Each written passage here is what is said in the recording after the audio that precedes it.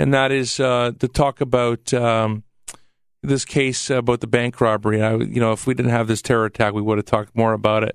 In fact, I was going to write about it. Inspector Mike Earle does a great job in Hold Up. He's always in the press trying to use the media to help him catch his bad guys. It's a really busy city for holdups, shockingly bad. We don't talk about that because unless they turn into a homicide. But there's hundreds and hundreds of them, and they're not solved all the time. They try innovative ways to solve them. But we had this bank robbery on Sunday at the TD Bank, St. Clair West End. And, of course, you know the story, folks. A guy was shot. Jim Richards had a lot of stuff on the show today. I don't know if Justin's working on a clip here from Mike Earle. Any luck with that?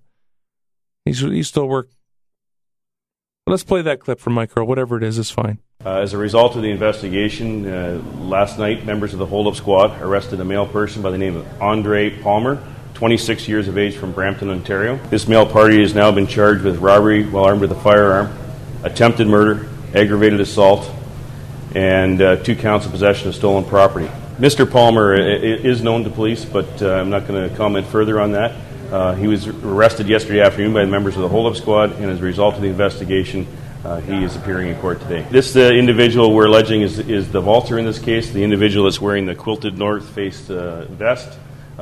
We're appealing to the public because we're putting the name out there, hopefully that members of the public will recognize this name and maybe associate to the person in the black hooded sweat jacket with the number 8 on it. Because of the forensic collection of forensic evidence at the scene and at the motor vehicle, we're able to link some of that to point us in the right direction.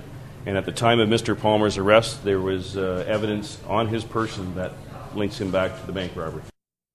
Wow, and then, what he didn't mention there, which is what I think the real story is the $100,000 reward, which is coming back to which I've talked about and has been reported even before I worked at News Talk 1010, about the idea of having a funded snitch line and also witness protection program. But money talks.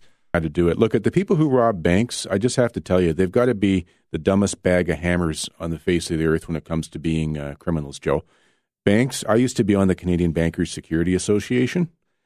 If you rob a bank and you shoot somebody, and you shoot them and you hurt a client of the bank and a teller, they will move heaven and earth to arrest you. I mean, the hold-up squad, where do you think hold-up squad guys go when they retire? They go work for the banks.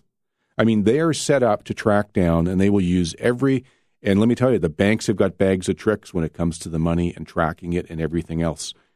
I'm not going to say what they are. Don't rob banks if you have any brains, because you're going to get caught, and they're going to catch this guy. I don't care if it takes them 48 hours, 1 week, or 3 weeks. They will not stop. The banks won't let them stop. They'll put $100,000. They'll make it $200,000. They will do whatever it takes to catch this guy. If he has any brains at all, he should be getting a lawyer and turning himself in.